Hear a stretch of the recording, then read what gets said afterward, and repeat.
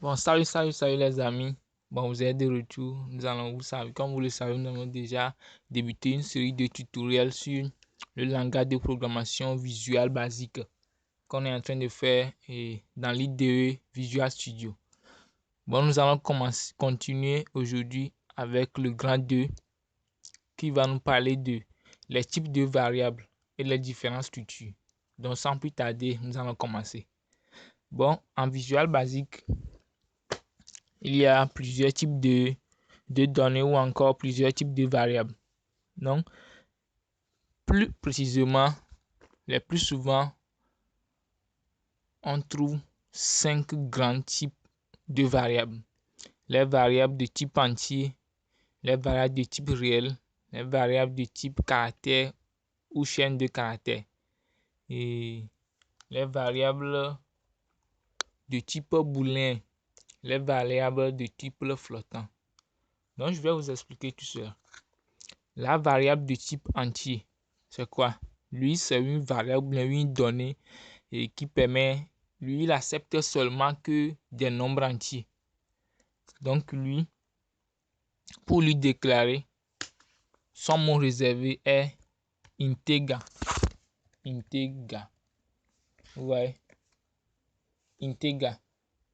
Pour le réel, pour le déclarer, on utilise le mot réservé double. Comme vous l'entendez, double. Pour les chaînes de caractères, les caractères, on utilise le mot réservé string. Pour les booléens, on utilise boolean. Bon, comme vous le savez tous, les langages de programmation sont souvent dans les langages, dans les langues anglaises. Ce sont les Américains qui produisent plus souvent ça. Bon, les Français existent, mais pour les Français aussi existent, comme Linux et autres moyens. C'est l'anglais qui domine.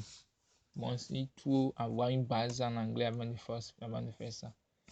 Donc, et maintenant, dernier type, variable de type flottant. On parle de float.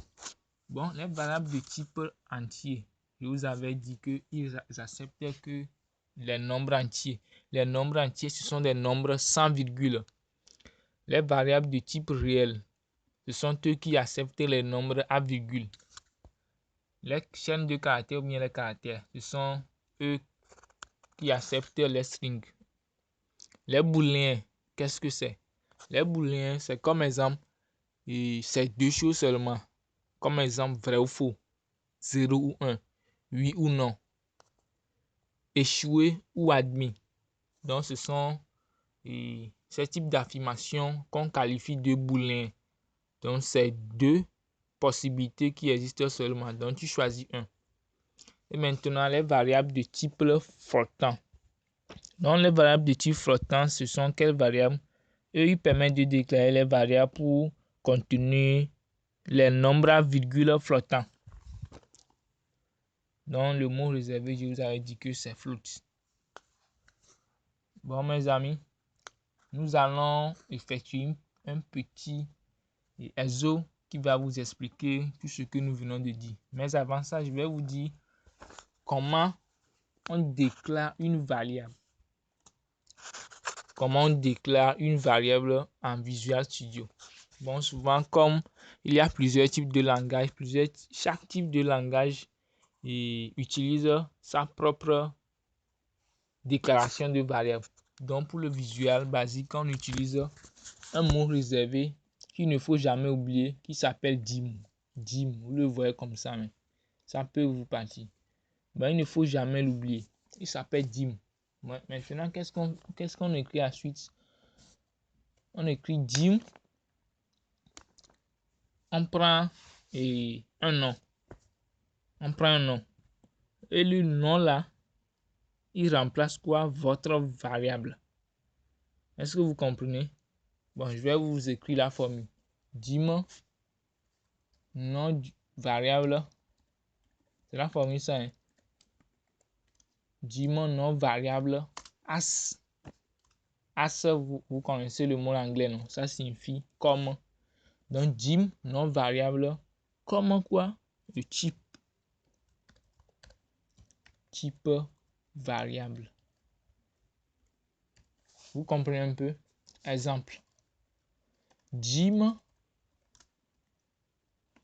et x as integer. Ça veut dire on déclare une variable et cette variable a pour nom x et il est de quel type entier. Vous le voyez.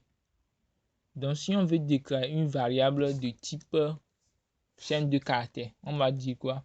Dim, faut jamais oublier ça. Dim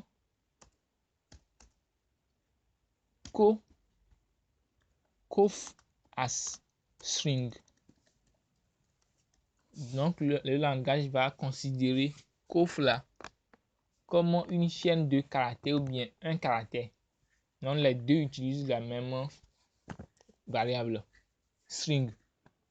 Donc il va considérer tout ce que nous allons mettre dans Kofi, tout ce que nous allons utiliser pour Kofi, les parties que nous allons utiliser Kofi, comme ce sont des, pour lui, les strings. Vous voyez, les chaînes de caractères. Pour déclarer les variables de type double, réel, qui utilisent le nombre à virgule, donc vous barrez, vous donnez le nom que vous voulez et vous dites double. Vous voyez, donc il faut maîtriser la formule là. Dim non variable as type variable. Exemple, dim x as integer. On déclare une variable de type entier. Maintenant, on va faire notre petit exercice. Donc, vous allez ouvrir pour la première fois le Visual Basic parce qu'on va créer un petit logiciel. D'après cet exercice, on nous demande de créer un programme qui permet de saisir deux entiers au clavier, puis d'afficher leur somme dans une boîte de messages, en cliquant sur un bouton de commande. Est-ce que vous avez compris d'abord? C'est qu'on veut nous demander de créer un petit programme. On m'a demandé à la personne de taper deux valeurs qui sont des entiers. Donc, quand il tape les deux entiers, le programme va calculer automatiquement leur somme et il va l'afficher dans une boîte de messages. Je vous avais montré ça la dernière fois. Non, bon, je ne me souviens pas même. Bon, on va refaire ça, vous allez voir. Bon, on va ouvrir notre Visual Studio. Et ça, Visual Studio. On va créer un nouveau projet.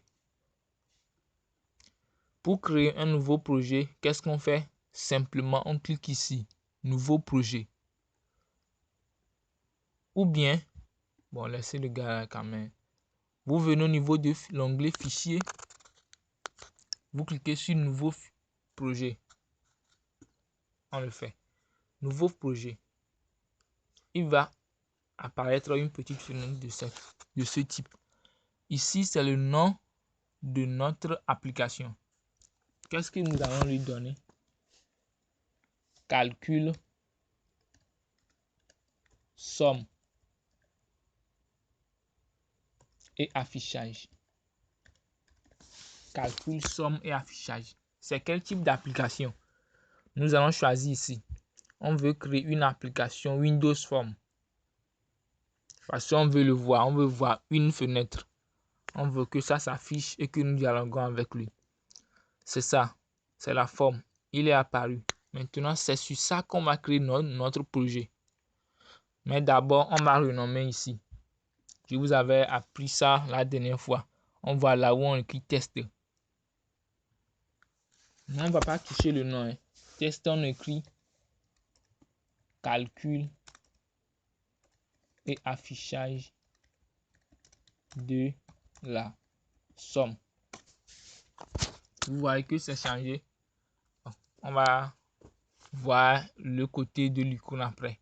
Nous, ce qui nous concerne, c'est notre programme. Mais avant ça, arrêtons-nous.